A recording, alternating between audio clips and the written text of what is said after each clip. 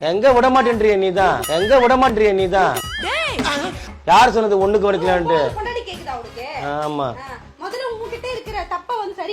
என்னத்தான் தப்பு இருக்கு என்னத்தான் சரி பண்றது சும்மா அதே சொல்லிக்கிட்டு தப்பு தப்புன்ட்டு ஒரே கடுப்பா இருக்கு வாழ்க்கையே பிடிக்கல அவன் என்னவோ பண்ணிக்கிட்டு இருக்கான் நம்ம இப்படியே நம்ம உட்காந்துட்டு இருக்கேன் நான் இங்க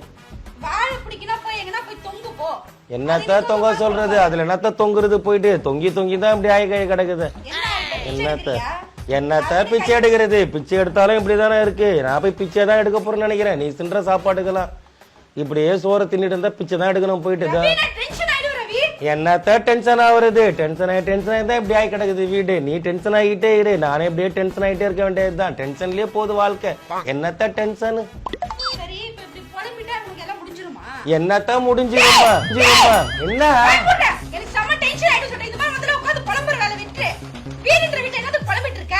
என்ன சொல்ல கூட கூடாதாங்க அதான் நாஸ்தி தான் சொல்றேன் இப்படியே நாஸ்தியா போயிடுச்சு வீடு என்னத்த பண்றது ஒன்னும் புரியல கடுப்பா இருக்கு ஒரு டென்ஷனா இருக்கு என்னத்த அடிப்பா ஹெல்மெட்டால அப்படி அடிச்சு அடிச்சுதானே எல்லாம் போச்சு எல்லாம் அப்படியே போக வேண்டியதுதான் அப்படியே பேசிட்டு இருக்க வேண்டியதுதான்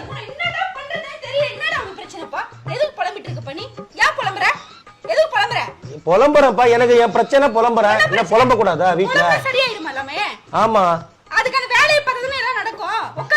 என்னத்த வேலை பாக்குறது என்னத்த வேலை பார்த்தாலும் என்னத்த வருது வருமானம் என்ன பிரச்சனை உனக்கு என்ன புலம்புறது உனக்கு என்ன பிரச்சனை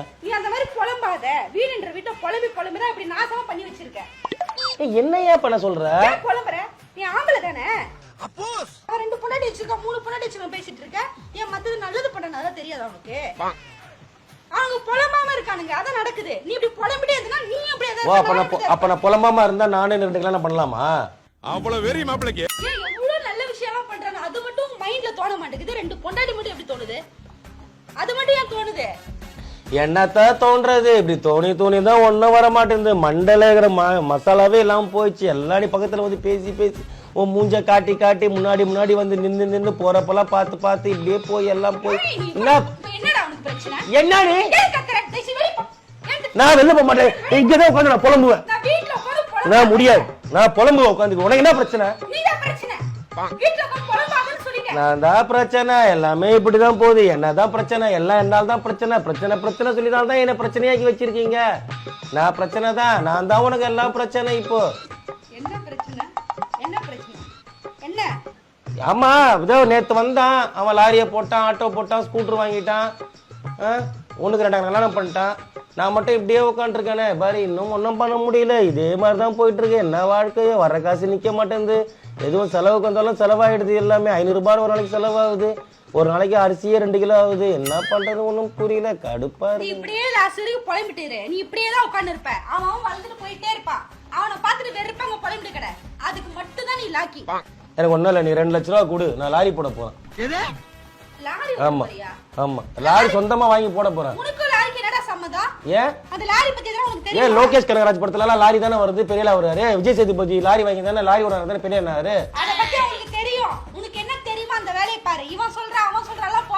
நாங்க பார்ட்னர்ஷிப்ல வாங்க என்னத்தான் நம்புறது நீ இப்படியே நம்பிட்டு இருக்க வேண்டியதுதான் இப்படியே நான் போக வேண்டியதுதான் என்ன பண்றேனே தெரியல வீடும் சரியில்லை வேலையும் இல்ல வர்ற காசு நீங்க மாட்டேங்குது கடுப்பா இருக்கா